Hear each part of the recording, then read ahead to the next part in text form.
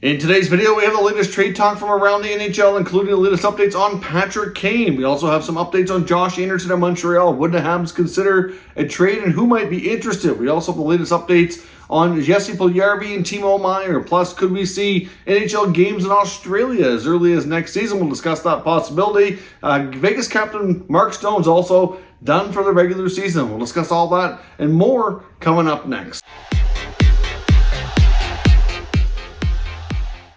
So welcome back to another video here at Top Shelf Hockey. As I mentioned, we have a variety of NHL news and some trade rumors to take a look at today. First up, I want to discuss the possibility of the NHL heading down under to Australia. Kevin Weeks is reporting that we might get an announcement sooner than later that we might see some NHL preseason games in Australia, possibly as early as next year. Now, this isn't the first mention of this. Elliotte Friedman has reported on this possibility a few weeks back, saying that the NHL was investigating this scenario. I think a few other reporters touched on it as well. Just as they were getting word that including Kevin Weeks actually, it's not the first time he's brought it up, but the NHL had investigated some scenarios on possibly holding some games down there. Now it sounds like, according to Weeks, they might be getting close to making an announcement. Now, of course, we recently seen with the NHL Global Series, the teams that went after the NHL regular season had started were not overly thrilled. They found it really challenging to go over to Europe, get adjusted, play games, come back. It's a big thing that's really interruptive to their regular routines, right? So they would really prefer any travel overseas or anywhere outside of North America for hockey games to be done before the season starts or at the very beginning of the season if they're going to count as NHL regular season games. So we'll have to wait for this. I don't know if it'll possibly come over All-Star Weekend. We know that obviously when everybody's together at big events like this, we typically do get some updates from Gary Bettman and different NHL news. So we'll have to see if anything gets announced over the weekend, but we could have more on this possibly real soon. Vegas captain Mark Stone sounds like he's done for the season, and you have to wonder his potential availability for the playoffs as well. The Golden Knights have announced that their captain is going to be out indefinitely, is what they're calling it right now, because he had to have back surgery. Now, when Stone first went out a few weeks ago, they listed him as week to week. Basically, it sounds to me like they were likely going to attempt a rehab program to get his back in order, so to speak. And things obviously could not be working out too well, and they've determined that surgery was going to be required. Now, we know Mark Stone missed a lot of time last year as well due to a back issue. He had some kind of procedure or surgery. I'm not sure exactly what it was, but there was something that he had surgically done in the offseason, and he made it sound like everything was good as new. He was back to feeling good and ready to roll this season, and now we have another back issue. We don't know if it's the same issue that's kind of been re-aggravated, re-flared up, or if it's something completely different.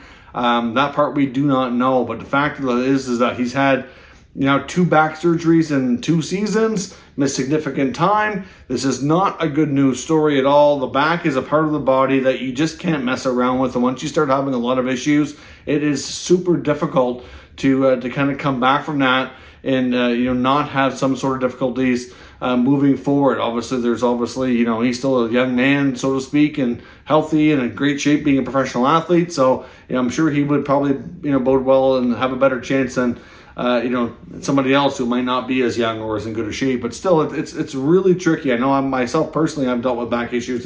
It's not fun. It's really difficult just to get back to normal. So I'm not sure the full story here of Stone's back, but the fact is that I can't see there being any way that he's going to be back for the regular season. There's only about 2 months left. This is likely going to be a big recovery. Playoffs, I don't know. I mean, it's probably too early for them to indicate what those odds might be. But I will say this, the odds of Mark Stone going on LTIR are really good, so you have to think that Vegas is already looking at options here. He makes $9.5 million, so that's a big amount of money that they could go over the cap and add some other multiple players possibly to try to, replace what he brings. They're not going to replace his leadership. They're not going to replace what Mark Stone brings. He's a really unique player, one of the game's best two-way players when he's healthy. So they're not going to replace him exactly, but they might be able to find a player or two that can come in and hopefully give them the amount of offense and play drive that he does provide as well. So I know it's a shame when you first brought Jack Eichel to Vegas. You thought we're going to see a line with Eichel, Stone, and Pacioretty. They barely played together last year between Pacioretty, Eichel, and Stone, all having significant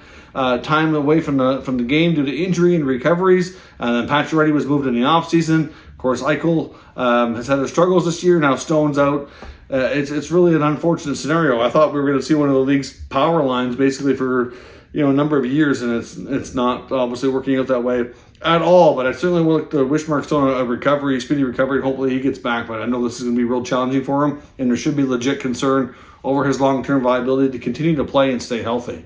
Some NHL roster moves ahead of the All-Star break here. The Maple Leafs have reassigned forward Pontus Holmberg and goalie Joseph Woll back down to the minors. Of course, they were up at the big club in Toronto, and they'll go back to the Marlies here over the course of the All-Star break. The Leafs also have an extended number of days off here, so makes sense to get them back and have a chance to continue to be on the ice. The Montreal Canadiens have done the same thing with forwards Alex Belzil and Jesse Ylonen. So funny though that Raphael Harvey-Pinard, who's been on fire lately for Montreal, did not get sent back. I wonder what this means for him. Maybe they're planning on keeping him up the rest of the year, or at least for a while, to see where things go. But he's had a phenomenal hot start, and I'm sure they're probably anxious to get back to playing and see how much he can continue that. He was a really late draft pick, a 7th rounder, so when you see a player like that not only make it, but make it with a hot start, it's not a real common thing, and they might have found themselves a player that they may not have known they had before recently here. Detroit has assigned Philip Zadina to the American Hockey League for a conditioning stint. He's been out for an extended period of time on injured reserve. He's only appeared in 9 games this year, had put up 0 points so far, so I'll be curious to see how he responds to that and get back to Detroit lineup here, hopefully after the All-Star break. I don't know how many games they're planning on letting him play down there, but if all goes well, I would think shortly after the All-Star break, he could be back in Detroit. Hopefully things go well for him in that sense. The Ottawa Senators have activated defenseman Artem Zub. So, of course, he will be back with their next game after the All-Star game as well. That's a big return for them to really solidify their blue line. Of course, the Sens ended on the All-Star break with a 4-game winning streak, so they certainly would like to keep up where they left off, and having him in the lineup should be a good help for that. Speaking of the All-Star festivities, we had another last-minute switch of players attending, and that's for the Buffalo Sabres, as last night in one of the final games before the break, centerman Tage Thompson had to leave the game due to an injury, and it looks as though it's a back issue. It looks like he got a cross-check at one point. I know I've seen the trainer on the bench kind of rubbing some cream or some, I assume it's probably some kind of a pain reliever or muscle relaxer or something to that effect in his low back area. So certainly that appears to be the part of the body that got hurt, and he's not going to the festivities now at the All-Star game. He's going to be replaced by defenseman Rasmus Dahlin, who himself in his own right was very deserving, having a phenomenal season here so far. The Atlantic Division team also didn't have hardly, I'm not sure if they had any defensemen either, so that's probably a welcome addition in that sense. But I'm sure for Tage Thompson, who was going to be an All-Star, which I believe for the first time, so certainly, Thompson, I'm sure would like to rather be there, but considering that he has the break to see if he can get this injury in order, I'm sure that would be well advised for him to do. On to the trade section of the video today, I want to talk about Patrick Kane. Of course, Patrick Kane is one of the most intriguing players available possibly at this year's NHL trade deadline. There's a lot of debate on whether or not Kane is going to move or not move. At the end of the day, he gets to call his shot. I mean, he has a full no-move clause, so if he decides he does not want to get traded, then he won't be. It's just that simple. But he's one of the game's all-time great players, one of the best U.S.-born players ever, if not the greatest. Multiple Stanley Cups to his name. Obviously, the Hawks are in a completely different direction than they were when he was, winning individual trophies and Stanley Cups. And here we are with potentially the end of the road for him and Captain Jonathan Toews, possibly moving on. I mean, right now, though, for Kane, he did have an injury issue earlier this year, and he did come back, so there's still a lot of belief that he's likely going to go.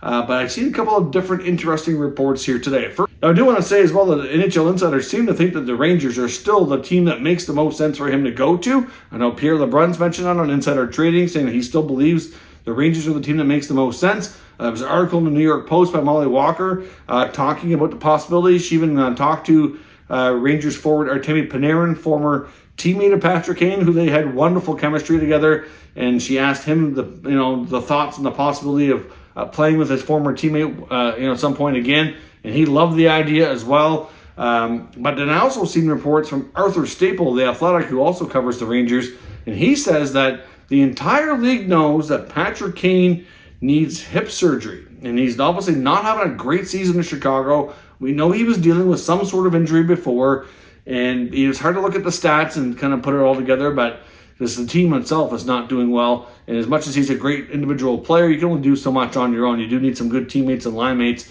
to produce some offensive numbers. It's just that simple. But I do wonder if this injury is more significant or more serious than we might have known or thought, and if that's going to impact his trade value. I mean, if teams already are aware of this, like Arthur Staples seems to say they are, our team's going to want to pay a hefty price to acquire him. I mean, it makes you think maybe not, right? I mean, when it comes to the New York Rangers, though, at the end of the day, like I said before, Patrick Kane's going to call the shots here. I'm not sure that the return is going to be as great as some people think, even though he's a terrific player, and normally if Kane was being traded, he could command, like the team moving him could command a good hefty return.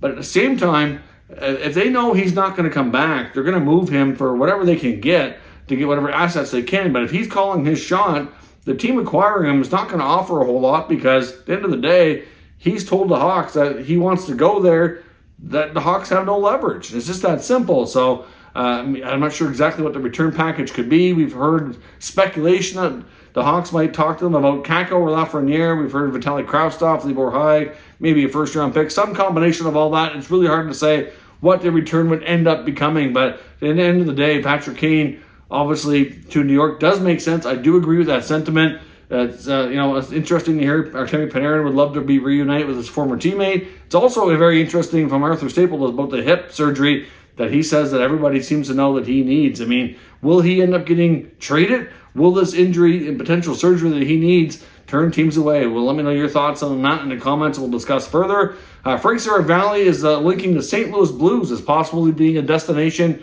for Oilers forward Jesse Puljujarvi. Of course, we know the Oilers are likely wanting to make upgrades ahead of the deadline, and that a trade or two is likely going to be coming together for them to make one or two additions. And a player going out that seems very, very likely, if they can find a deal for him, that is, would be Puljujarvi, to create some cap space to add other pieces to the team before their potential playoff run. Now, he cites the Blues as a team that was looking to get younger, and certainly at the same time, turn that roster over a little bit. Of course, they saw a deal earlier between the Blues and the Oilers, which sent Klim Kostin to the Edmonton Oilers, and he's turned his career around, has had a good start there, and the Oilers have a found player. I mean, it was a fairly minor trade between the two teams, but Kostin's worked out well in Edmonton. Could the St. Louis Blues do the same sort of thing, bring a player back from Edmonton and needed a fresh start and have the same sort of results? So it'd be interesting to see. I mean, they're not the only team linked to Puljujarvi. At the end of the day, his scoring ability has been not anywhere near the projected amounts when he was drafted, but defensively, he's very responsible, and he can still play a checking role, I think, fairly effectively. So we'll see where things go. If a team like the Blues, who are not in the playoffs, make this kind of move, I do wonder if a guy like Nico Mikkola could be involved. I mean, I'm not saying it would be a one-for-one deal, but we do know the Oilers want to add on the blue line. Mikkola's an interesting defenseman who's got some bite to his game. It could be that extra element that the Oilers are looking to add, so maybe they could be the centerpieces of a potential trade between the two franchises. Let me know your thoughts on that development in the comments as well. Also, the fourthperiod.com is reporting another team that seems to be interested and could be on the radar here for Sharks power forward Timo Meier might be Detroit.